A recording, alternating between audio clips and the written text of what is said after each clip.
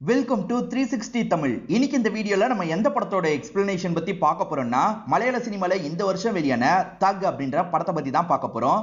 இது ஒரு பக்காவான கிரைம் த்ரில்லர் படம்னு சொல்லலாம். ஸ்டார்டிங்ல இருந்து எண்டிங் வரைக்கும் சூப்பரா கொண்டு போயிருப்பாங்க. நீங்க எதிர்பார்க்காத நிறைய ட்விஸ்ட் அண்ட் டர்ன்ஸ் இந்த கதையில வச்சிருப்பாங்க. முதல்ல இந்த படத்தோட பிளாட்டை பத்தி சொல்றேன். அடுத்தடுத்து ரெண்டு பேர் கத்தி குத்துனால இறந்து போறாங்க. அடுத்தடுத்து ஒரே மாதிரி ரெண்டு கொலை நடந்திருக்கல, அதனால இது சீரியல் கில்லிங்கா இருக்குமா அப்படின்ற மாதிரி போலீஸுங்களும் யோசிக்கிறாங்க. இறந்து போன ரெண்டு பேர்ல ஒருத்தர் பெரிய ஆளோட தம்பியா இருப்பாரு. அதனால இந்த கேஸ்ல எப்படியாவது குற்றவாளியை கண்டுபிடிக்கணும்ன்ற மாதிரி விசாரிக்க ஆரம்பிக்கிறாங்க. நம்ம ஹீரோ தான் இந்த கேஸை கையில எடுத்து விசாரிக்கிறாரு. குற்றவாளியை கண்டுபிடிச்சாரா இல்லையான்னு சொல்றதுதான் இந்த படத்தோட கதையா இருக்கும். நீங்க எதிர்பார்க்காத நிறைய ட்விஸ்ட் அண்ட் டர்ன்ஸ்லாம் இந்த கதையில இருக்கும். எக்ஸ்பிளனேஷனுக்குள்ள போறதுக்கு முன்னாடி வீடியோக்கு ஒரு லைக் போடுங்க. அது மூலியமா இந்த வீடியோ இன்னும் நிறைய பேர்கிட்ட கொண்டு போய் சேர்க்கப்படும். மேற்கொண்டு டைம் வேஸ்ட் பண்ணாம நம்ம நேரடியா எக்ஸ்பிளனேஷனுக்குள்ள போயிடலாம். படத்தோட ஸ்டார்டிங் சீனே தீபக் அப்படின்ற ஒரு நபர் கத்தியால குத்தப்பட்ட மாதிரி கீழே விழுந்து கிடக்கிறாரு. பக்கத்துல நிறைய பேர் சண்டெல்லாம் போட்டுட்டு இருக்காங்க. என்னாச்சு ஏதாச்சுன்ற மாதிரி போலீஸுங்க வந்து பாக்குறாங்க. இப்ப தீபக்கு கத்தியால குத்தப்பட்டிருக்கிறதும் தெரியுது இல்ல. தீபக்கு என்னாச்சுன்னு செக் பண்றாங்க. அவர் செத்து போயிருக்காரு. அச்சச்சோ செத்து போயிருக்கான் அப்படின்ற மாதிரி ஷாக் ஆயிட்டு இருக்காங்க. இவர் யாரு கொலை பண்ணான்றது தெரியல. இதே மாதிரி ரமேஷ் அப்படின்ற ஒரு நபர் கத்தி குத்துப்பட்டு இறந்து போயிருப்பாரு. அவர் யாரு கொலை பண்ணாங்கன்னு தெரியல. அவரோட பாடி ஒரு இடத்துல கிடைச்சிருக்கும். இது எல்லாத்தையுமே ஒருத்தர் நியூஸ் மாதிரி கவர் பண்ணிட்டு இருக்காரு. அடுத்தடுத்து ரெண்டு கொலை ஒரே மாதிரி நடந்திருக்கு. கத்தியால குத்தப்பட்டு தான் ரெண்டு பேருமே இறந்து போயிருக்காங்க. இது சீரியல் கில்லிங்கா இருக்க வாய்ப்பு இருக்கு அப்படின்ற மாதிரி இவருமே பேசிட்டு இருக்காரு. நமக்கு தீபக்னு ஒருத்தரை காமிச்சாங்கல்ல, இவர் பெரிய ஆளோட தம்பியா இருப்பாரு. அந்த பெரிய ஆளு யாருன்றதை இப்பதான் நமக்கு ரிவீல் பண்றாங்க. ஆக்சுவலா இவரை பொறுத்த வரைக்கும் முன்னாள் போலீஸ் அதிகாரியா இருப்பாரு. இப்ப பொலிட்டீஷியனா மாறி இருக்காரு போல. இவரை பார்த்து பேசுறதுக்காக எல்லாருமே வந்துட்டு இருக்காங்க. இவரை பொறுத்த வரைக்கும் சொந்தக்கார பொண்ணா பிரியான்னு ஒருத்தங்க இருப்பாங்க. அங்கிள் எல்லாருமே உங்களை பாக்குறதுக்காக வந்திருக்காங்கன்ற மாதிரி அந்த பிரியா சொல்றாங்க. இப்ப இவருமே வந்திருக்க போலீஸ் எல்லாம் பாக்குறாரு. ஆக்சுவலா தம்பி விஷயத்துல இன்னும் குற்றவாளியை கண்டுபிடிக்காம இருக்காங்கல்ல, என்னதான் பண்ணிட்டு இருக்கீங்கன்ற மாதிரி கேக்குறாரு. சார் விசாரணை போயிட்டு தான் இருக்குன்ற மாதிரி சொல்றாங்க. இந்த விசாரணை எல்லாம் செட் ஆகாது. ஒரு நல்ல ஆபீசர் கிட்ட இந்த கேஸை ஒப்படைங்க. என் தம்பியை சாவடிச்சது யாருன்றது எனக்கு தெரியணும் அப்படின்ற மாதிரிலாம் சொல்றாரு. இவங்களுமே சரின்ற மாதிரி ஏத்துக்கிறாங்க. எந்த ஆபீசர் கிட்ட தரலான்ற மாதிரி இவங்களுக்குள்ள டிஸ்கஸ் எல்லாம் பண்ணிட்டு இருக்காங்க. இப்பதான் நம்ம ஹீரோவையும் ஒய்ஃபையும் காட்டுறாங்க. ஹீரோ போலீஸ் அதிகாரியா இருப்பாரு. இப்ப ஒய்ஃபு கூட கோயிலுக்கு வந்து சாமி கும்பிட்டு இருக்காரு. இப்ப கிளம்பலான்னு நினைக்கும் போதுதான் ஒய்ஃபோட முன்னாள் ஃப்ரெண்ட பாக்குறாங்க. ரெண்டு பேருமே ஸ்கூலிங் ஒன்னா பண்ணிருப்பாங்க போல. அந்த ஃப்ரெண்ட் ஹஸ்பண்ட் கூட தான் கோயிலுக்கு வந்திருக்காங்க. எப்படி இருக்கு அப்படின்ற மாதிரிலாம் இவங்க கிட்ட சகஜமா பேசிட்டு இருக்காங்க. அப்படி பேசும்போதுதான் இவங்களோட ஹஸ்பண்ட் போலீஸ்னு தெரிய வருது. சார் நீங்க போலீஸ் தானா? நாங்க கம்ப்ளைண்ட்லாம் கொடுத்தோம், எந்த ஆக்ஷனுமே எடுக்கல சார், நீங்க ஏதாவது பண்ணுங்க அப்படின்ற மாதிரி அந்த லேடி ஒரு விஷயத்த சொல்றாங்க. ஆக்சுவலா அந்த லேடியோட செயின் வீட்ல இருந்து காணாம போயிருக்கு. நானும் ஹஸ்பண்டும் வெளியே போயிட்டு வந்தோம் சார். அந்த சமயம் தான் செயின் மிஸ் ஆச்சு. யாரோ வீட்டுக்கு வந்து தூக்கிட்டு போயிருக்காங்க போல அப்படின்ற மாதிரிலாம் சொல்லிட்டு இருக்காங்க. இப்ப ஹீரோவோ இவங்க கிட்ட சில டீடைல் எல்லாம் கேக்குறாரு. அதாவது நீங்க கடைசியா எப்ப அந்த நகையை பாத்தீங்க, எப்ப அது மிஸ் ஆச்சு அப்படின்ற மாதிரி இவங்க ரெண்டு பேர்கிட்டயும் கேக்குறாரு. இவங்க ரெண்டு பேருமே யோசிச்சு யோசிச்சு பதில்லாம் சொல்லிட்டு இருக்காங்க. கவலைப்படாதீங்க நான் பாத்துக்கிறேன்ற மாதிரி இவர் ஏத்துக்கிறாரு.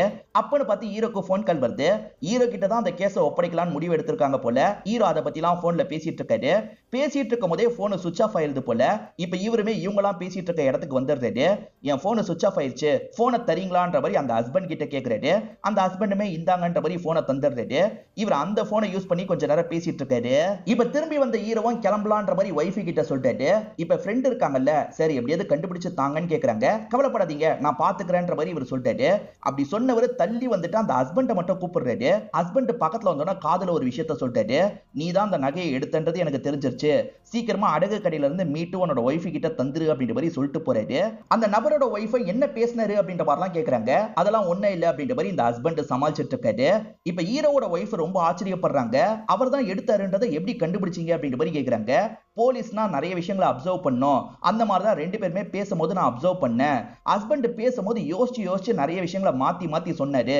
அதை வச்சு அவர் தான் எடுத்தாருன்றதை புரிஞ்சுக்கிட்டேன். ஆனா அதை கன்ஃபார்ம் பண்ணோன்றதுக்காக தான் வேணும்ட்டே அவரோட போனை வாங்கினேன்னு சொல்லிட்டாரு. இவர் போனை வாங்கி நல்லா செக் பண்ணிருப்பாரு. அப்பதான் ஒரு அடகு கடையில இவர் வைக்க போயிருக்காரு அப்படின்றது தெரிய வந்திருக்கும். ஏன்னா ரசீத போட்டோ மாதிரி எடுத்து வச்சிருப்பாரு. அது மூலியமா தான் கண்டுபிடிச்சன்ற மாதிரிலாம் ஒய்ஃபு கிட்ட சொல்லிட்டாரு. அப்போ உங்களுக்கு போன் வரலையான்ற மாதிரி கேக்குறாங்க. எனக்கும் போன் வந்தது. எனக்கு புதுசா ஒரு கேஸை தந்திருக்காங்க. இந்த கேஸுக்காக அடுத்த கொஞ்ச நாள் நான் அங்கேயே இருந்து தான் விசாரணை பண்ணும் அப்படின்ற மாதிரி சொல்லிட்டாரு. நீங்க கண்டுபிடிச்சதை எதுக்காக என்னோட ஃப்ரெண்டு கிட்ட சொல்லன்னு கேக்குறாங்க. தேவையில்லாத பிரச்சனை எதுக்கு அவங்களுக்கு ஏற்படணும்ன்றதுக்காக தான் சொல்லன்னு சொல்றாரு. இப்ப ஹீரோக்கு ஒதுக்கி இருக்க இடத்துக்கு வந்துடுறாரு. இவருக்குன்னு ஒரு டீமும் தந்திருக்காங்க. அந்த டீம் இது வரைக்கும் நடந்ததை பத்தி எல்லாம் இவர்கிட்ட எக்ஸ்பிளைன் பண்றாங்க. இவருமே கேட்டு தெரிஞ்சுக்கிறாரு. தீபக் இறந்து போன இடத்துல நிறைய பேர் சண்டை போட்ட மாதிரி நமக்கு காமிச்சாங்கல்ல, ஒரு 6 பேர் கிட்ட சண்டை போட்டிருப்பாங்க. எதுக்காக அந்த இடத்துல சண்டை ஏற்பட்டது அப்படின்ற மாதிரி தனித்தனியா இவர் கூப்பிட்டு பேசி பாக்குறாரு. இவங்க எல்லாருமே ஒவ்வொன்னு சொல்றாங்க. ஆனா இவங்க யாருமே கொலை பண்ணலன்னு சொல்றாங்க. ஆனா ஹீரோவை பொறுத்த வரைக்கும் இவங்கள யாராவது இந்த கொலையை பண்ணிருக்க வாய்ப்பு இருக்கு அப்படின்ற மாதிரிலாம் யோசிக்கிறாரு. நீங்க சண்டை போட்ட இடத்துக்கு பக்கத்துல தான் தீபக் இறந்து போயிருக்கான், அது எப்படி உங்களுக்கு தெரியாதுன்னு கேக்குறாரு. சார் சத்தியமா தெரியாதுன்ற மாதிரி சொல்றாங்க. இப்ப வெளியே கூட்டு போங்கன்ற மாதிரி இவரும் அனுப்பி வச்சிடுறாரு. இவங்க 6 பேரை பத்தி முடிஞ்ச அளவுக்கு விசாரிங்கன்ற மாதிரி டீம் கிட்ட சொல்றாரு. டீமை சேர்ந்தவங்களும் சரின்ற மாதிரிலாம் ஏத்துக்கிறாங்க. ரெண்டாவதா இறந்து போன நபரோட பேரு ரமேஷ் அப்படின்றது. அவர் இறந்து போன நிலைமையில ஒரு இடத்துல கிடைச்சிருப்பாரு, பக்கத்துல யாருமே இருந்திருக்க மாட்டாங்க. அந்த கேஸ பத்தி டீடைல்லாம் இவர் கேட்டுட்டு இருக்காரு. ரமேஷ் கொல்லப்பட்டிருக்காரு அப்படின்ற மாதிரி ஃபேமிலி கிட்ட இவங்க விசாரிக்கிறதுக்கு போயிருப்பாங்க. ரமேஷ் கொல்லலாம் படல, அவரே ஜீவ சமாதி அடையணும்னு நினைச்சாரு, அவரே தான் சாவடிச்சிருக்காரு அப்படின்ற மாதிரி ஒய்ஃபும் ஃபேமிலியும் சொல்லியிருப்பாங்க. என்ன சொல்றீங்கன்னு ஹீரோ ஆச்சரியமா கேக்குறாரு. சார் அந்த ஃபேமிலியா அப்படிதான் சார் பேசிட்டு இருக்காங்க, பேட்டி கூட தந்திருக்காங்க, இதை கேளுங்க அப்படின்ற மாதிரி ஹீரோக்கு அந்த பேட்டியை காட்டுறாங்க. ஒரு நியூஸ் சேனல்காரங்க பேட்டி எடுக்கும் போதுதான் இவங்க சில விஷயங்களை பேசியிருப்பாங்க. என்னோட மாமா சாவலாம் கிடையாது, அவர் ஜீவ சமாதி அடையணும்ன்ற மாதிரி சொல்லிட்டு இருந்தாரு, அவரே கத்திய வச்சு குத்தி சாவடிச்சிருக்காரு, இப்ப அந்த இடத்துலயே நாங்க சமாதியை எழுப்பலான் இருக்கோம் அப்படின்ற மாதிரிலாம் பேட்டி தந்துட்டு இருக்காரு. ஒய்ஃபும் அந்த மாதிரி தான் சொல்றாங்க, மச்சானும் அந்த மாதிரி தான் சொல்றாரு. என்ன இப்படிலாம் இந்த லேடி பேசிட்டு இருக்காங்க, இந்த லேடி கிட்டயும் ஃபேமிலி கிட்டயும் விசாரிக்கணும், உடனே வர வைங்கன்ற மாதிரி சொல்லிட்டு இப்போ மொத்த ஃபேமிலியும் இந்த இடத்துக்கு வந்துடுறாங்க. மச்சானும் இந்த அம்மாவும் தான் பேசிட்டு இருக்காங்க. சார் நாங்க சொல்றது உண்மைதான் சார், அடிக்கடி அவர் ஜீவ சமாதியை பத்தி பேசிக்கிட்டே இருப்பாரு, இத பத்தி ஒரு சாமியார் கிட்ட பேசி தான் இந்த மாதிரி பண்ணிருக்காரு, அந்த சாமியார் சொல்லி தான் எங்களுக்கு தெரிய வந்தது அப்படின்ற மாதிரிலாம் இந்த ஒய்ஃப் சொல்லிட்டு இருக்காங்க. இவர் பக்கத்துல இருக்க பொண்ணு கிட்ட பேசலாம் நினைக்கிறாரு, ஆனா பொண்ணு கிட்ட கேள்வி கேட்டாலும் அம்மா தான் பதில் சொல்லிட்டு இருக்காங்க. இதனால ஹீரோ டென்ஷன் ஆயிடுறாரு. நான் உங்க பொண்ணு கிட்ட தனியா பேசணும், எந்திரிச்சு போங்கன்னு சொல்லிட்டாரு. இவங்களுமே சரின்ற மாதிரி ஏத்துக்கிட்டு எந்திரிச்சு போயிடுறாங்க. உன் அம்மாவும் மாமாவும் சொல்றத நீ நம்புறியான்ற மாதிரி இந்த பொண்ணு கிட்ட கேக்குறாரு. சார் எனக்கு பெருசா நம்பிக்கை இல்ல சார், என் அப்பாவை யாரோ கொலை பண்ணிருக்காங்க போல அப்படின்ற மாதிரி இந்த பொண்ணு சொல்றாங்க. சரிம்மா அப்பாவை கடைசியா எப்ப பாத்தீங்க, எப்ப வீட்டை விட்டு போனாரு அப்படின்ற மாதிரிலாம் கேக்குறாரு.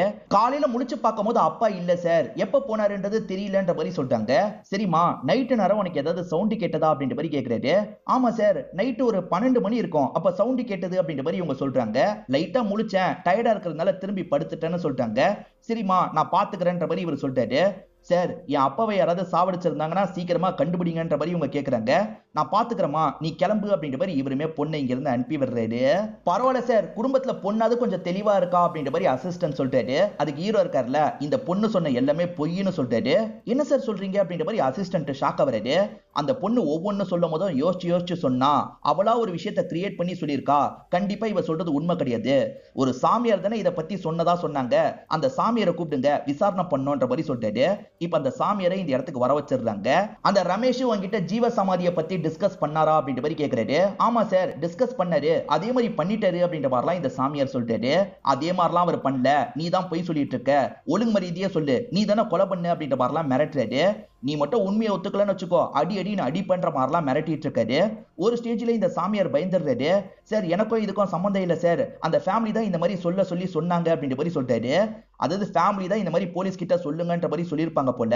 இப்ப இவர் மொத்த ஃபேமிலியை இந்த இடத்துக்கு வர வச்சிடுறாரு. ஒழுங்கு மரியாதையா என்ன நடந்ததுன்றத சொல்லுங்க, இல்லனா உங்க எல்லாரையும் எப்படி கவனிக்கணுமோ அப்படி கவனிப்பேன்ற மாதிரி மிரட்டுறாரு. சார் சொல்லிடுறோம் அப்படின்ற மாதிரி இவங்களுமே நடந்த விஷயத்த சொல்றாங்க.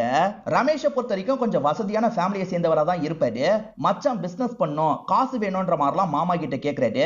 தம்பிக்கு சப்போர்ட்டிவா ஒய்ஃபுமே கேக்குறாங்க. உன் தம்பிக்கு ஏற்கனவே எவ்வளவு தந்துட்டேன், எல்லாத்தையும் அவன் லாஸ் தான் பண்ணிருக்கான், இதுக்கப்புறம்லாம் அவனுக்கு காசு தர முடியாதுன்ற மாதிரி சொல்லிட்டாரு. எங்க நம்ம கிட்ட தான் நிறைய காசு இருக்குல்ல, நீங்க காசு தந்தா என்னன்ற மாதிரி ஒய்ஃபை கேக்குறாங்க. ஏற்கனவே நிறைய தந்துட்டேன், இதுக்கு மேல ஒரு பைசா இவனுக்கு தர முடியாதுன்ற மாதிரிலாம் கோவமா பேசிட்டு நடந்து போறாரு. தம்பி நீ ஃபீல் பண்ணாதரா, பேசுற விதத்துல பேசி காசை வாங்கி தரேன்ற மாதிரிலாம் தம்பியை சமாதானப்படுத்திட்டு இருக்காங்க. இப்ப ரமேஷ் படுக்கிறதுக்காக ரூம் நோக்கி போயிட்டு இருக்காரு. அப்ப பொண்ணு ரூம் லைட்டா திறந்திருக்கு. அந்த ஓட்ட வழியா இவர் கவனிக்கிறாரு. பொண்ணு பார்த்தா ட்ரக் எடுத்துட்டு இருக்காங்க. என்ன பண்ணிட்டு இருக்கு அப்படின்ற மாதிரி அந்த ட்ரக் எல்லாம் தள்ளி விட போறாரு. வேணான்ற மாதிரி பொண்ணு சொல்றாங்க. இவர் கேட்காம தள்ளி விடுறாரு. இதனால பொண்ணு டென்ஷன் ஆயிடுறாங்க. ட்ரக்கையே தள்ளி விடுறியான்ற மாதிரி கழுத்தை நெரிக்கிறாங்க.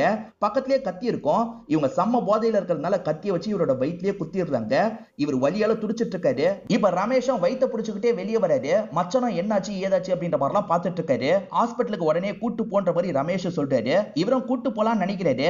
ஆனா அதுக்குள்ள அக்கா இருக்காங்கல்ல, அவசரப்பட்டு கூட்டலாம் போகாத, இன்னும் கொஞ்ச நேரத்துல இவர் செத்து போக போறாரு, அதுக்குள்ள டாக்குமெண்ட்ல நம்ம கை நாட்டெல்லாம் வச்சுக்கணும்ன்ற மாதிரி சொல்றாங்க. அதாவது ஹஸ்பண்ட் ஒய்ஃபுக்கு சொத்து எழுதி வச்ச மாதிரி செட் பண்ணோம் அப்படின்ற மாதிரி முடிவு பண்றாங்க. அதே மாதிரி இவங்க கை நாட்டை வச்சிடுறாங்க. சொத்தெல்லாம் இவங்களுக்கு கிடைச்சிருது. இந்த கொலை கேஸ்ல மாட்டக்கூடாது, பொண்ணை காப்பாத்தணும் அப்படின்ற மாதிரி யோசிக்கிறாங்க. இவரே ஒரு இடத்துல செத்து போன மாதிரி இவங்க வச்சிடுறாங்க. யோசிச்சு பாருங்களேன், இந்த கேஸ்ல பொண்ணு தான் பெரிய கிரிமினல், என் அப்பாவை சாவடிச்சது யாருன்னு கண்டுபிடிங்கன்ற மாதிரி ஹீரோ கிட்ட கேட்டிருப்பாங்க. பார்த்தா அவங்க தான் சாவடிக்கவே செஞ்சிருக்காங்க. ஆக மொத்தத்துல இந்த கொலையை இந்த ஃபேமிலி தான் பண்ணிருக்காங்கன்றதை இவர் கண்டுபிடிச்சிடுறாரு. இப்ப நியூஸ்ல குற்றவாளியை கண்டுபிடிச்சாச்சு அப்படின்ற மாதிரிலாம் சொல்லிட்டு இருக்காங்க. இந்த கேஸுக்கும் அந்த கேஸுக்கும் தொடர்பு இருக்குமான்ற மாதிரி இன்னமும் நியூஸை சேர்ந்தவங்க எல்லாம் பேசிட்டு இருக்காங்க. சீனியருமே ரெண்டு கேஸ்க்கும் ஏதாவது சிமிலாரிட்டி இருக்கா, இந்த கேஸ்ல சம்பந்தப்பட்டவங்க அதை பண்ணிருக்க வாய்ப்பு இருக்கான்ற மாதிரிலாம் கேட்கிறாரு. சார் அதுக்கெல்லாம் வாய்ப்பே இல்ல சார், அந்த கொலையை வேற யாரோ தான் பண்ணிருக்காங்கன்ற மாதிரி சொல்றாரு. இப்ப தீபக்கோட அண்ணன் கால் பண்ணிட்டாரு, என் தம்பி கேஸை சீக்கிரமா சால்வ் பண்ணு அப்படின்ற மாதிரி சொல்றாரு. சார் 2 நாள்ல நான் சால்வ் பண்ணிடுறேன் அப்படின்ற மாதிரி ஹீரோவும் சொல்றாரு. தம்பியும் ஒய்ஃபும் தனியா ஒரு வீட்ல தானே இருந்தாங்க, அந்த வீட்ல இருக்க வேலைக்காரங்களை எல்லாம் அனுப்பி வைங்க சார், நான் விசாரணை பண்ணணும்னு சொல்றாரு. அண்ணன் சரின்ற மாதிரிலாம் ஏத்துக்கிறாரு. அதே சமயம் தீபக்கோட ஒய்ஃபையும் விசாரணை பண்ணணும்னு நினைக்கிறாரு. ஆனா தீபக்கோட ஒய்ஃப் இருக்காங்க பாத்தீங்களா, வெளிநாட்டுக்கு கிளம்பி போயிடுவாங்க, அவங்கள வர வைக்க முடியல. இப்ப வீட்ல வேலை பார்த்த எல்லாரையும் வர வச்சு இவர் பேசி பாக்குறாரு. அந்த தீபக் ஆள் எப்படின்ற மாதிரி கேக்குறாரு. ரொம்ப நல்ல டைப்ன்ற மாதிரி வீட்ல இருக்க எல்லாருமே சொல்லிட்டு இருக்காங்க. ஹஸ்பண்டுக்கும் ஒய்ஃபுக்கும் சண்டை இருந்ததா அப்படின்ற மாதிரி கேக்குறாரு. அந்த மாதிரிலாம் எந்த சண்டையும் இல்லைன்னு சொல்றாங்க. சோ வீட்ல பேசினதை வச்சு எதுவுமே இவருக்கு கிடைக்கல. இவருக்கு ஒரு லேடி அசிஸ்டன்ட் இருக்காங்கல்ல, சார் எனக்கு ஒரு விஷயம் தோணுது சொல்லவான்ற மாதிரி கேக்குறாங்க. சொல்லுன்ற மாதிரி இவர் கேக்குறாரு. இவங்களும் ஒரு விஷயத்த சொல்றாங்க. மீனான்ற ஒரு பொண்ணு என்ன பண்ணிருப்பாங்கன்னா, சோசியல் மீடியால தீபக்க பத்தி தப்பா போட்டிருப்பாங்க. அதாவது தீபக் என்ன லவ் பண்ணி ஏமாத்திட்டான், என்னோட அந்த மாதிரி படத்தை வச்சு என்ன மிரட்டி ஒன்னாலாம் இருக்க வச்சான் அப்படின்ற மாதிரி போஸ்ட் போட்டிருப்பாங்க. போஸ்ட் போட்டவங்க கொஞ்ச நேரத்தையே அந்த போஸ்டை டெலீட் பண்ணிருப்பாங்க. தீபக்கு மிரட்டி கூட டெலீட் பண்ணிருக்கலாம், எனக்கு அந்த லேடி ஏதாவது சம்பந்தப்பட்டிருப்பாங்களான்னு தோணுது அப்படின்ற மாதிரி சொல்றாங்க. உடனே அந்த மீனாவை வரவையே பேசணும் அப்படின்ற மாதிரி சொல்லிட்டாரு. இப்ப மீனாவை வர வச்சிடுறாங்க. எதுக்காக அந்த மாதிரி போஸ்ட் போட்ட, போஸ்ட் எதுக்காக சீக்கிரமே தூக்குன அப்படின்ற மாதிரிலாம் இவர் கேட்டுட்டு இருக்காரு. சார் எனக்கு கூடிய சீக்கிரத்துல கல்யாணம் ஆக போகுது சார், இந்த விஷயம்லாம் வெளியே தெரிஞ்சா எனக்கு பிரச்சனை ஆயிடும்ன்ற மாதிரி சொல்றாங்க. கவலைப்படாத, நாங்க விசாரிக்கிறது வெளியெல்லாம் போகாது, நீ விஷயத்த மட்டும் சொல்லு அப்படின்ற மாதிரி கேட்கிறாரு. சார் தீபக் அவ்வளவு நல்லவெல்லாம் இல்ல சார், என்ன லவ் பண்ற மாதிரி பழகுனா, எனக்கே தெரியாம பிரைவேட் போட்டோ எல்லாம் எடுத்து வச்சுக்கிட்டான், அதை வச்சு மிரட்டி மிரட்டி என் கூட ஒன்னா இருந்தான் சார், என்னால தாங்கிக்க முடியல, அதனால தான் சோசியல் மீடியால ஷேர் பண்ணலான்னு ஷேர் பண்ண சார். அப்படி ஷேர் பண்ணதுக்கு அப்புறம் தான் நிறைய ஷாக் காத்துட்டு இருந்தது அப்படின்ற மாதிரி சொல்றாங்க. ஆக்சுவலா இவங்க போஸ்ட் போட்டு கொஞ்ச நேரத்துல இவங்களுக்கு நிறைய பேர்கிட்ட இருந்து மெசேஜ் வருது. அவன் என்னையும் ஏமாத்தான், அவன் என்னையும் ஏமாத்தான் அப்படின்ற மாதிரி ஒரு 4-5 பொண்ணுங்க கிட்ட இருந்து மெசேஜ் வந்திருக்கும். இத்தனை பேரை ஏமாத்திருக்கானா அப்படின்ற மாதிரி இவங்க யோசிக்கிறாங்க. அதே மாதிரி தீபக்கு நிறைய இன்ஃபுளுன்ஸ் எல்லாம் இருக்குல்ல, அதை வச்சு மிரட்டி இருப்பான். இவங்க போஸ்ட்டை டெலீட் பண்ணிருப்பாங்க. மத்தபடி நான் போஸ்ட்ல போட்ட எல்லாமே உண்மைன்ற மாதிரி சொல்றாங்க. அப்ப தீபக் மேல நீ கோவமா இருந்திருக்க அப்படிதானேன்ற மாதிரி கேக்குறாரு. சார் இதெல்லாம் 4 வருஷத்துக்கு முன்னாடி நடந்த விஷயம் சார், இப்ப தீபக்க பத்தி நான் மறக்கவே செஞ்சுட்டேன்ற மாதிரிலாம் சொல்றாங்க. இப்ப இவருமே அசிஸ்டன்ட் கிட்ட டிஸ்கஸ் பண்றாரு. இந்த தீபக் 4 வருஷத்துக்கு முன்னாடி நிறைய லீலைகள் பண்ணிருக்கான், கல்யாணம் ஆனதுக்கு அப்புறம் இவன் திருந்திருப்பான்னு சொல்ல முடியாது, இன்னமும் இந்த லீலைகள்லாம் பண்ணிருக்க வாய்ப்பு இருக்கு, கரண்டா அவன் சாட் எல்லாம் எடுத்து செக் பண்ணுங்க, யாரு கூட எல்லாம் ரொம்ப நெருக்கமா பேசிட்டு இருக்கான்றத கண்டுபிடிங்கன்ற மாதிரி சொல்லிட்டாரு. அப்படி ஆளுங்க கண்டுபிடிச்சு சில டீடைல சொல்றாங்க. ஆக்சுவலா அவரோட வீட்லயே பிரியான்ற ஒரு பொண்ணு இருந்திருப்பாங்க. சொந்தக்கார பொண்ணுன்ற மாதிரி ஸ்டார்டிங் ஒரு பொண்ணை காமிச்சாங்கல்ல, அந்த பிரியா கிட்ட நெருக்கமா பேசினதை பத்தி உங்களுக்கு தெரிய வருது. அதே மாதிரி காவியான்ற ஒரு கல்யாணமான லேடி கூட பேசியிருக்கான்றது தெரிய வருது. அந்த லேடியோட போட்டோவை சீக்கிரமா அனுப்பி வைக்கிறேன்ற மாதிரி ஆளுங்க சொல்றாங்க. இப்போதைக்கு பிரியாவை பத்தி உங்களுக்கு தெரியுதுல, பிரியாவை கஸ்டடியில எடுத்துடுறாங்க. இப்ப பிரியா கிட்ட மிரட்டுற மாதிரிலாம் கேள்வி கேட்கறாங்க. அவன் பீச்சுக்கு போகும்போது அந்த இடத்துல தான் உன்னோட டவர் ரேஞ்சோ காட்டுது, நீ தானே கொலை பண்ணிட்டு போனன்ற மாதிரிலாம் கேட்கறாங்க. சார் சத்தியமா கிடையவே கிடையாது சார், நான் சொந்தக்கார பொண்ணு தான், இருந்தாலுமே என்ன மிரட்டி அடிக்கடி என் கூட ஒன்னாலாம் இருப்பான் சார், அன்னைக்கு என்ன பீச்ல பேசுறதுக்காக வர சொன்னா, அதுக்காக தான் நான் அந்த இடத்துக்கு போனேன்ற மாதிரி சொல்றாங்க. பொய் சொல்லாத, நீ தானே கொலை பண்ணன்ற மாதிரி கேட்கிறாரு. இல்ல சார் நடந்த விஷயத்த சொல்றேன்ற மாதிரி இவங்க சொல்றாங்க. இவங்க பீச்சுக்கு பாக்குறதுக்காக வந்திருப்பாங்க. அப்படி பாக்குறதுக்காக வந்தவங்க அவன் இறந்து போனதை பார்த்து ஷாக் ஆயிடுறாங்க. ஏற்கனவே அவன் இறந்து போயிருக்கான், பக்கத்துல ஒரு 2 பேர் தான் சண்டை போட்டுட்டு இருக்காங்க. யார் இவங்க 2 பேருன்ற மாதிரி இவங்க யோசிச்சுட்டு இருக்கும் போது நிறைய பேர் தடுக்கிறதுக்காக வந்திருப்பாங்க. அப்படிதான் எல்லாருமே அந்த இடத்துல சண்டை போடுற சிச்சுவேஷன் வந்திருக்கும். அப்போ முதல்ல 2 பேர் தான் சண்டை போட்டிருக்காங்கன்னு தெரியுதுல்ல, அந்த 2 பேர் யாருன்ற மாதிரி 6 பேரையும் நிறுத்தி கேட்கிறாரு. இந்த பொண்ணுமே இவங்க 2 பேர் தான் அப்படின்ற மாதிரி அதுல 2 பேர் மட்டும் கரெக்டா காமிச்சிடுறாங்க. இந்த 2 பேர் முக்கியமான கேரக்டர்ஸ், நல்லா பார்த்து வச்சுக்கோங்க. ஒருத்தர் பேரு மகேஷ், இன்னொருத்தர் பேரு மேத்யூ அப்படின்றது. அப்பதான் ஹீரோக்கு ஒரு போட்டோ வருது, அதாவது அந்த காவியா ஹஸ்பண்ட் கூட இருக்கிற மாதிரி போட்டோ வருது. ஹஸ்பண்ட் இடத்துல மகேஷ் தான் இருக்காரு. இந்த மகேஷோட ஒய்ஃபான காவியா கூட அந்த தீபக்கு நெருக்கமா பேசியிருக்கான் அப்படின்றது தெரிஞ்சிருது. சோ நெருக்கமா பேசினது உனக்கு தெரிஞ்சு நீ கொலை பண்ணிருக்க அப்படிதானே அப்படின்ற மாதிரி மகேஷை பார்த்து இவரும் கேட்கிறாரு.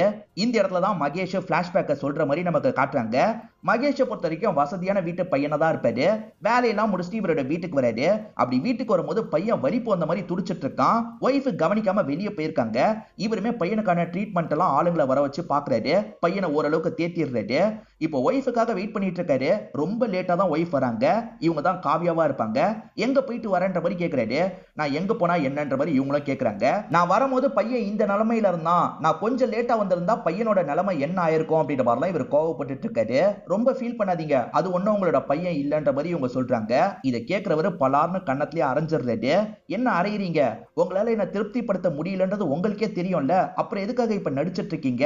நான் திரும்பியும் சொல்றேன், இது உங்க குழந்தை இல்ல, வேற ஒருத்தரோட குழந்தை தான். இதுக்கப்புறமா இந்த மாதிரிலாம் என்ன கேள்வி கேட்டுட்டு இருந்தீங்க, இதுக்கப்புறம் நான் இங்க இருக்க மாட்டேன் அப்படின்ற மாதிரிலாம் இவங்க சொல்லிட்டு இருக்காங்க. இவங்க பாட்டுக்கு சொல்லிட்டு மேலே ஏறி போயிடுறாங்க. இதை யோசிச்சு பார்த்து இவர் பயங்கரமா இந்த இடத்துல ஃபீல் எல்லாம் பண்ணிட்டு இருக்காரு. இவர் அந்த விஷயத்துல வீக்கா இருக்காருன்றது இவருக்கே தெரியும். அதை மீறியும் குழந்தை பிறந்திருக்குன்ற மாதிரி சந்தோஷப்பட்டிருப்பாரு. ஒய்ஃப் சொன்னதுக்கு அப்புறம் தான் குழந்தை நம்மளது இல்லன்றது இவருக்கு கன்ஃபார்மா தெரிஞ்சிருக்கும். அடிக்கடி ஒய்ஃபுக்கும் இவருக்கும் சண்டை வந்ததுல ஒய்ஃப் ஒரு ஸ்டேஜ்ல வீட்டை விட்டு போயிடுவாங்க. அப்ப மகேஷோட அப்பா ஆறுதல் சொல்றதுக்காக வீட்டுக்கு வந்திருப்பாரு. அது நம்ம குழந்தை இல்ல தானே அப்படின்ற மாதிரி கேட்கிறாரு. இப்ப இவருமே தயங்கிக்கிட்டே ஆமான்ற மாதிரி அப்பா கிட்ட ஏத்துக்கிறாரு.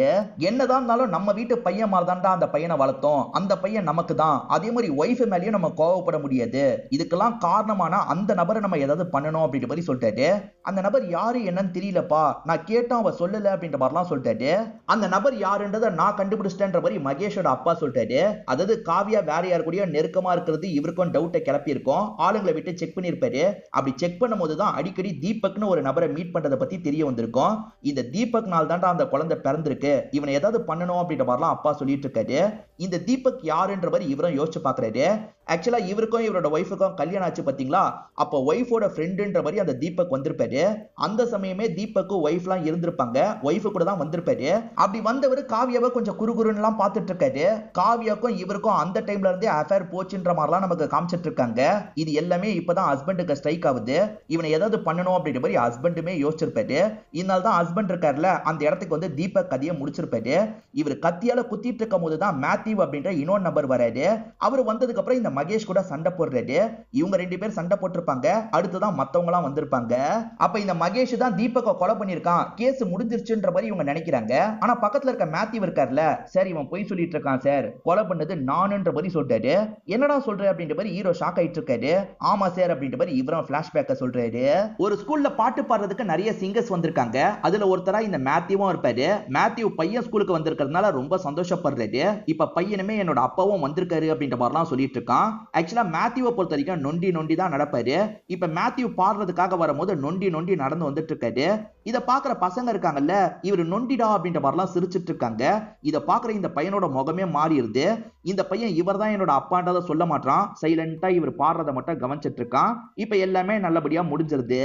உன்னோட அப்பாவும் வந்திருக்காருன்னு சொன்ன, யார் உன்னோட அப்பான்ற மாதிரி ஃப்ரெண்ட் ஒருத்தன் கேக்குறான். இப்ப என்ன பண்றதுன்னு தெரியாம இந்த பையன் முழிச்சிட்டு இருக்கான். அந்த இடத்துல மத்த சிங்கர்ஸும் இருக்காங்கல்ல, வேற யாரையாவது காமிச்சிடலான்ற மாதிரி யோசிக்கிறான். தோ அங்க நிக்கிறாருல, அவர் தான் என்னோட அப்பான்ற மாதிரி வேற ஒருத்தர் அப்பான்ற மாதிரிலாம் இவன் சொல்லிட்டு இருக்கான்.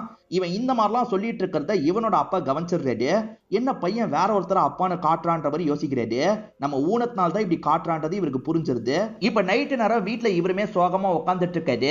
அப்பா கவனிச்சத பையனுமே கவனிச்சிருப்பான். அப்பா சாரிப்பா, நான் உங்களை அப்பான்னு சொல்லியிருந்தா எல்லாருமே என்ன கிண்டல் பண்ணிருப்பாங்கப்பா, அதுக்கு பயந்து இப்படி சொல்லிட்டேன்ப்பா, என்ன மன்னிச்சிருங்கன்ற மாதிரி கேட்கிறான். ஆனா அப்பாக்கு பையன் மேல கோபம் குறைய மாட்டேங்குது. இப்ப அப்பாவும் ஷட்டெல்லாம் போட்டுக்கிட்டு வெளியே போலான்னு நினைக்கிறாரு. சரக்கடிக்கலான்றதுக்காக தான் வெளியே போக நினைக்கிறாரு. ப்ளீஸ்பா என்ன மன்னிச்சிருங்க மாதிரிலாம் பையன் கேட்டுட்டு இருக்கான். மன்னிக்கலாம் மாட்டேன்ற மாதிரி அப்பா இருக்காரு பாத்தீங்களா, வேகமா இங்க இருந்து கிளம்பிடுறாரு. இவர் பாருக்கு வந்ததுல இருந்து ஒய்ஃப் கிட்ட இருந்து கால் வந்துகிட்டே இருக்கு. ஆனா இவர் காலை எடுக்க மாட்டாரு. ஃப்ரெண்டு கிட்ட விஷயத்தெல்லாம் சொல்றாரு. என்னங்க இதுக்கு போய் கோச்சுக்கிட்டா எப்படி, சின்ன பையன் அப்படிதான் நடந்துப்பான், நம்ம தான் புரிஞ்சுக்கணும், பையன் கிட்ட பேசுற விதத்துல பேசுங்க அப்படின்ற மாதிரிலாம் அந்த ஃப்ரெண்டு சொல்லிட்டு இருக்காரு. இவர் நல்லா குடிச்சு முடிச்சுட்டு தான் வீட்டுக்கு வந்துட்டு இருக்காரு. அப்படி வீட்டுக்கு வந்தவர் ஒரு விஷயத்த பார்த்து ஷாக் ஆயிடுறாரு. அந்த இடத்துல பார்த்தா பையன் ரத்த வெள்ளத்துல இருக்கான். ஒய்ஃபுமே புடிச்சு பார்த்துட்டு இருக்காங்க. பையனுக்கு என்னாச்சு ஏதாச்சுன்ற மாதிரி இவரும் பார்த்துட்டு இருக்காரு. நீங்க எதுக்காக போனை எடுக்கல, பையனுக்கு ஹெல்ப் பண்றதுக்காக தான் உங்களுக்கு கால் பண்ண, நீங்க பண்ண வேலையினால் தான் பையன் இப்படி இருக்கான்ற மாதிரி இவங்க சொல்றாங்க. ஆக்சுவலா பையன் தடுக்கும் போது அப்பா இருக்காருல, லைட்டா தள்ளி விட்டு போயிருப்பாரு. அப்படி தள்ளி விட்டதுல அங்க இருக்க ஊஞ்சல்ல போய் இடிச்சிருப்பான். அப்படிதான் பையன் ரத்த வெள்ளத்துல இருக்கான். பையன் இந்த இடத்துல இறந்துமே போயிருக்கான். சீக்கிரமா போனை எடுத்திருந்தீங்கன்னா காப்பாத்திருக்கலாம் அப்படின்ற மாதிரிலாம் ஒய்ஃப் சொல்றாங்க. நம்மளே பையனை சாவடிச்சிட்டுமேன்ற மாதிரி இவர் வருத்தப்பட்டிருப்பாரு. இவரே போய் சரண்டர் ஆயிருப்பாரு. ஒரு வருஷத்துலயே இவர் வெளியே வந்திருப்பாரு. ஏன்னா ஆக்சிடென்டலா நடந்த ஒரு விஷயம் தானே, அதனால தான் ஒரே வருஷத்துல இவர் வெளியே வந்திருப்பாரு.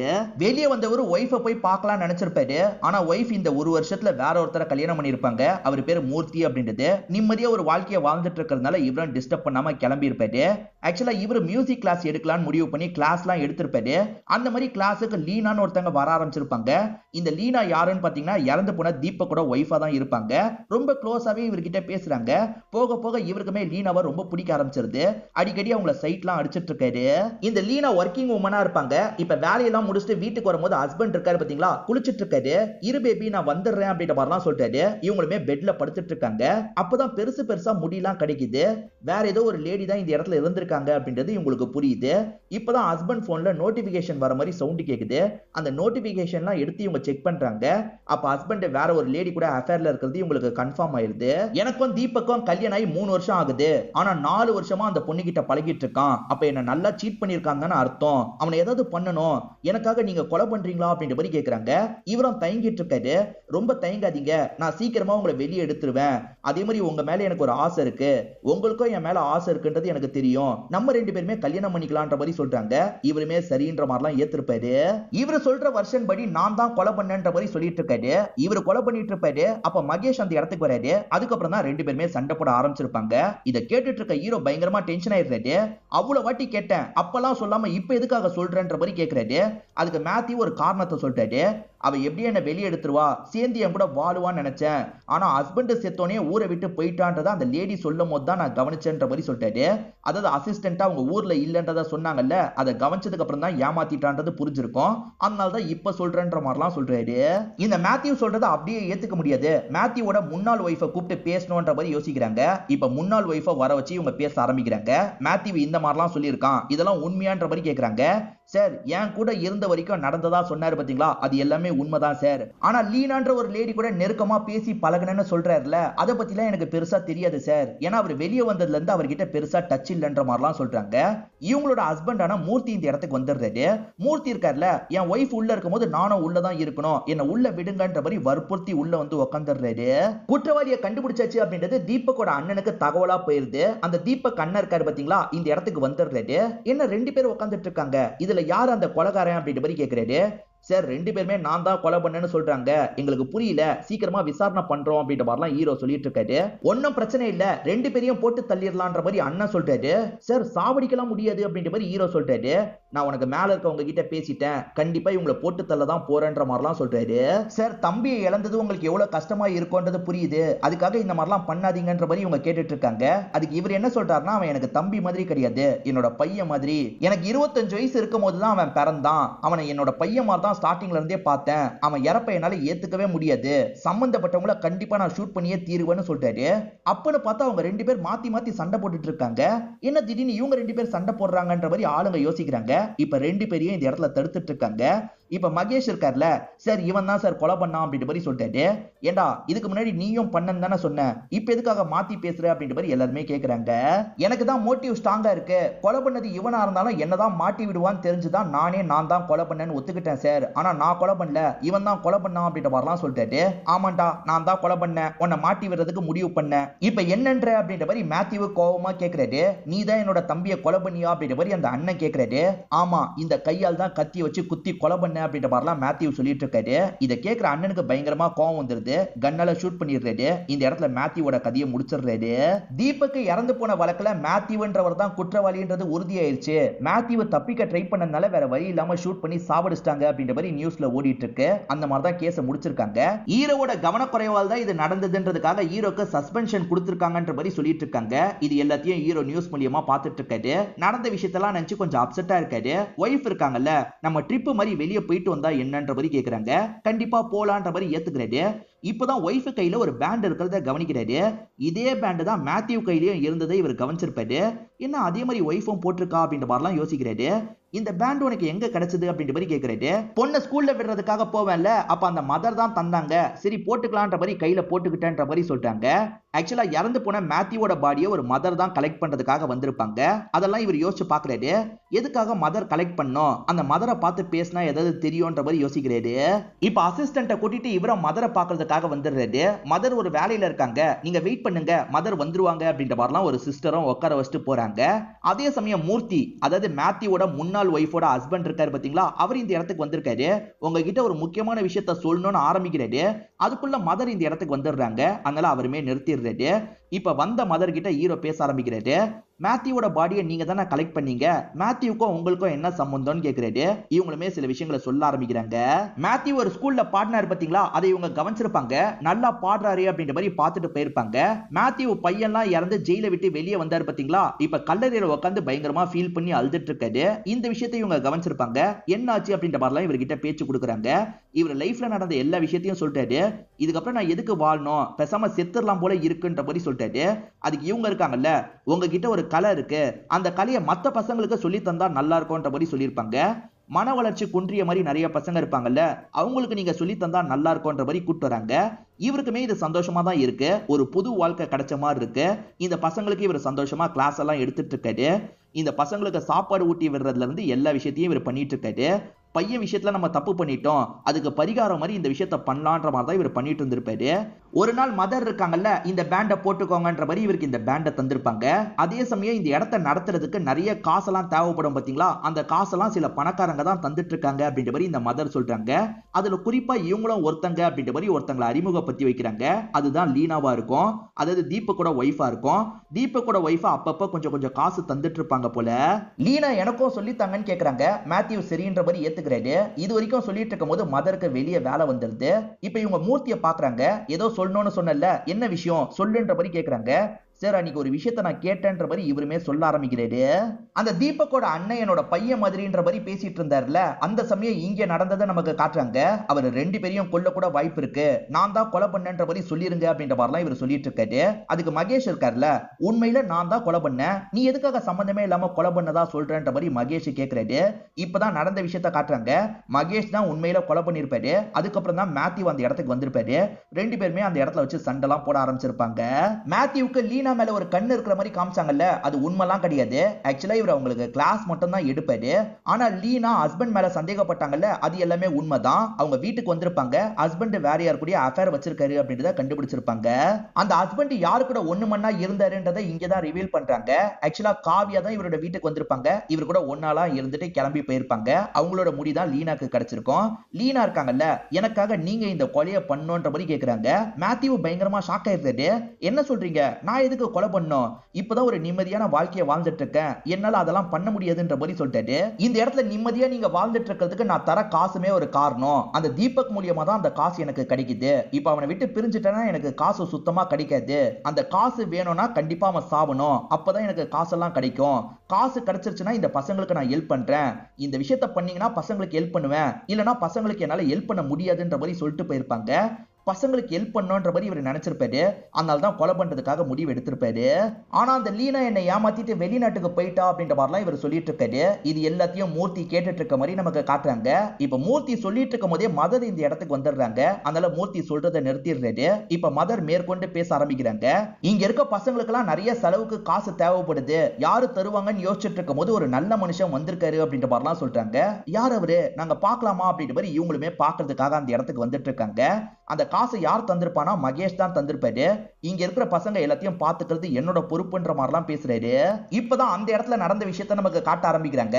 மேத்யூ இருக்கார்ல, எனக்காக நீங்க ஒன்னே ஒண்ணு பண்றேன்னு மட்டும் ப்ராமிஸ் பண்ணுங்க, வெளியே போய் அந்த பசங்களுக்கு ஒரு லைஃப் அமைச்சுட்டாங்க, கொஞ்சம் காசெல்லாம் செலவு பண்ணுங்க, அது மட்டும் எனக்கு போதும், சத்தியம் பண்ணுங்க அப்படின்ற மாதிரிலாம் சத்தியம் வாங்கியிருப்பாரு. இதனால தான் மேத்யூ உயிரை விட்டுருக்காரு. மேத்யூ கிட்ட ப்ராமிஸ் பண்ண மாதிரியே மகேஷ் செலவெல்லாம் பாத்துக்கிறேன்ற மாதிரி இந்த இடத்துல ஏத்துக்கிறாரு. இப்ப இந்த இடத்துல இருக்க மேத்யூவோட போட்டோவை காமிச்ச மாதிரி நமக்கு படத்தோட கதையை முடிச்சிடுறாங்க. கண்டிப்பா இந்த படத்துல வந்த ட்விஸ்ட் அண்ட் டர்ன்ஸ்லாம் உங்களுக்கு பிடிச்சிருக்கும் நம்புறேன். இந்த வீடியோ உங்களுக்கு பிடிச்சிருந்ததுன்னா லைக் பண்ணுங்க, கமெண்ட் பண்ணுங்க, மறக்காம 360 தமிழ் சேனலை சப்ஸ்கிரைப் பண்ணுங்க. தொடர்ச்சியா இந்த மாதிரி வீடியோக்கள் வந்துகிட்டே தான் இருக்கும்.